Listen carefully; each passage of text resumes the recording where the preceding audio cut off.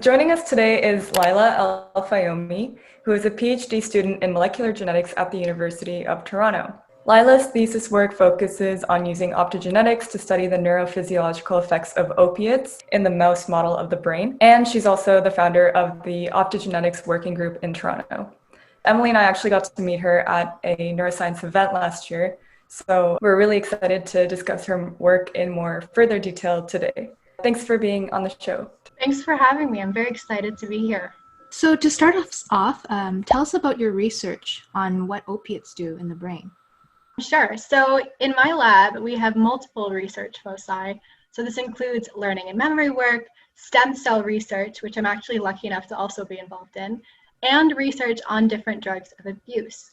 However, my primary research focus for my thesis work looks at the effects of opiates in the brain.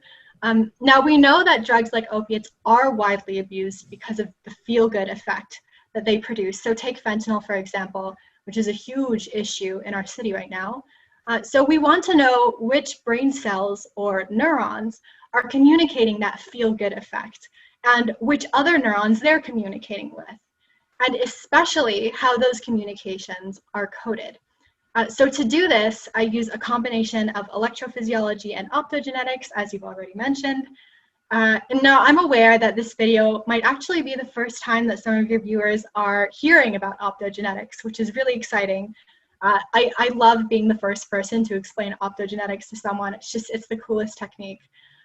So it's a genetic engineering strategy that allows us to control certain aspects of a cell's activity or physiology using a specific color of laser light. So when we apply this technique to neurons, I can actually turn brain cells on and off at the speed of light just by shining my laser at them. It's very cool stuff.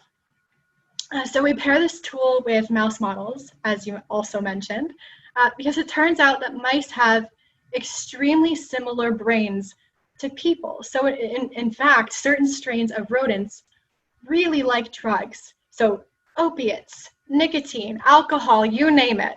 And when you put all of these elements together, you've got my PhD in a nutshell. So my party line is that I shoot lasers at mouse brains to study opiates, but really at the core of what I'm doing is trying to figure out what our brains are like on morphine by first listening to the activity of a certain critical region that we're interested in studying using electrophysiology, and then seeing if I can recreate that activity and make the mice feel as amazing as they do on morphine, but using only optogenetics and no drugs at all. Wow, okay. So thanks for the intro on optogenetics. Maybe we can dive a bit deeper into what research questions you're trying to answer. Within the brain, we have the different regions, but within those regions, we also have different cell types. And what I mean by that is some brain cells or neurons will communicate using a neurotransmitter called dopamine, for example. You might have heard that in the popular media a lot. And then another type of neuron might communicate with a different neurotransmitter called GABA. And so within the VTA, we have these different types of cells speaking using different neurotransmitters to each other and to other parts of the brain. And so really, what I'm trying to do is figure out which one of those neuron populations, so which neurotransmitter type is involved in the feel-good effects of morphine. And I also want to know how those cells are talking to each other. So we know that neurons communicate using impulses. And so some neurons like to talk to each other using a burst of impulses where it's just a lot of spikes kind of right next to each other. And other neurons like to talk to each other using very evenly spaced spikes, where it's not just a burst and then a quiet period, but it's just constant spiking kind of across your neuron recording trace, because you can listen to these cells and you can look to see how they're behaving using something called an electrode. So it's pretty much just like a metal probe that you can put into the brain and listen to what the cells are saying with.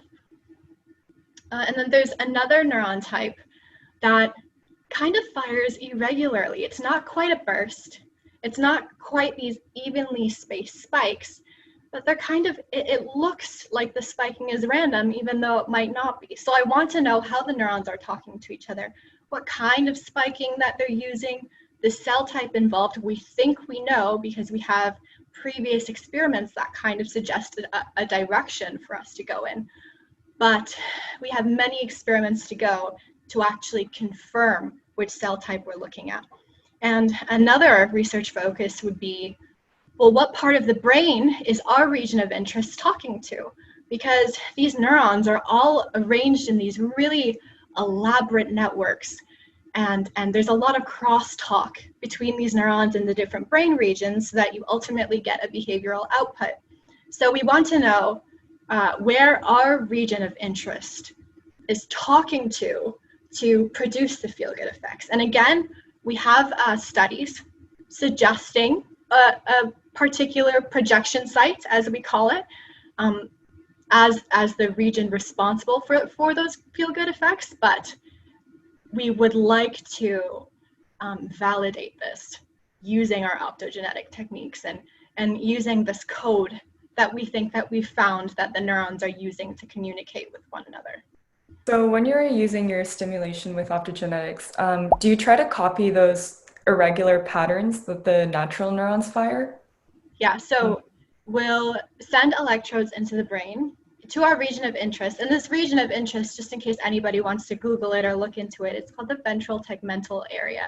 It's a midbrain structure, so it's found right in the middle, sort of at the base of the brain, and it's found in both humans and rodents, which is why we can use mice to look at this research question. So we'll send electrodes in there, we'll give the mouse some drugs, so we'll give it some morphine, and we'll hit record. And we'll, we have a sort of a fancy way of trying to identify whether we're listening to a dopamine neuron or a GABA neuron. So we'll find those GABA neurons and we'll see what they're saying. And so far, as you've suggested, our cells look to be firing irregularly rather than tonic, or rather than in a sort of bursty way. We'd like to know what's actually going on with that irregularity. So rather than just calling it random, we'd like to try and make sense of it and see what's going on, because the brain is so complex. Odds are things aren't necessarily random, but information is coded in a special way to get that behavioral output. So it's kind of crazy when you get out of undergrad and you realize that there's still so much that we don't know about how the brain works, rather than when you kind of sit there with your textbook and everything seems so defined, and this part of the brain does this, and this is how the neurons talk to each other. Then you get into the research world and you're like, wow, we have so much work to do still. Moving on to more of your personal endeavors, could you tell us more about the optogenetics working group and what led you to start this? Yeah, absolutely. So OptoTO was actually born while I was still training on my thesis project and trying to figure out the best way to make optogenetics work for our purposes. I mean, optogenetic tools have so many facets to them, and using them involves so many steps, but each lab sort of undertakes these steps a bit differently. So that being said, I wanted to create a platform where labs could actually compare their approaches to each step and really learn from one another to find the most efficient way to do things and the most optimized way to do things. So OptoTO is really ideal for opto experts to come together amongst themselves, but also for them to come together with students and scientists who are really just getting started on the technique and who need some help in doing so. So we have members ranging from undergraduate students to PIs. We're all along the spectrum. So we're open to anyone with an interest, really, in all levels of experience. Maybe we can leave a link in the description for people who are interested. And about personal endeavors, something else that is really interesting that Lyla has done is that she wrote a novel amidst all of her work. She's also an author. So do you want to tell us a bit about Terminum? Weirdly, it started with a really strange dream. Literally, I mean that literally. So in undergrad, this was the summer after my first year, you could consider it to be a nightmare, but in whatever it was, I had stopped aging and I was a baby forever. And the rest of my family just continued to age regularly. And I'd never been intrigued by a dream in the way that this one got me. So I told my sister about it. And in describing it out loud, I felt like I might have something really interesting here, at least to me. So I started writing it down, and that turned into a plot outline, which turned into a full draft. And then I sat on it. And I did this because I knew I was pursuing graduate studies. And I thought I could make the science a bit more believable if I just waited and edited the text gradually. And so that's what I did. And I think that the story ended up becoming a little bit more mature, but I've always had it take a backseat to school. I mean, it was something fun, kind of interesting to do in my spare time, but as a hobby. So weekends, holidays, the occasional free Friday evening, that sort of thing. I mean, I'm sure you guys can relate, but if you're going into the sciences, you want to be able to give it 100% because it's very demanding at the university level. And I personally didn't want anything to be interfering with my grades or with my research, but you know, creative thinking, I think, is integral to science, and science is integral to science fiction. And so they just made sense in terms of having these different elements of my life kind of coexist with one another on the condition that I had my priorities in check the whole time. Did you ever experience writer's block as you were writing it, or no, because you were spreading it out through the years? That's a really great question. I think I got lucky for the reason that you just mentioned, in that I never kind of sat down and forced myself to try and make progress on the book. When I would have an idea, I'd write it down, and then the next time I had maybe a free hour, I would write it out in full. So yeah, no writer's block, but I know that many authors, and especially new authors, will definitely complain about this, and it can be pretty brutal. But so yeah, I got lucky. Do you have any experiences where maybe you learned something, maybe even at your lab, and it just immediately became like, oh, that's a story, like that's part of my story? Yes. So surprisingly, this is another question that I get more often than you'd think, but I think that was the benefit of sitting on the story until I got to graduate school. The idea of writing about a virus, I didn't know how viruses worked when I was an undergraduate student, no way. But now I actually use viruses in my research, not active kind of pathogenic viruses or anything, but it's how we get our genetic engineering done.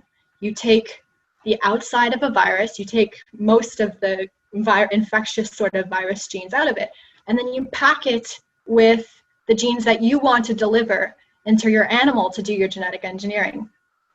So I learned more about those sorts of applications for viruses, and even the way labs operate and the way you deal with your lab mates. These are personal experiences that really help in writing a story when you've felt them and lived through them firsthand. So yeah, it was definitely helpful to just kind of sit on it and wait.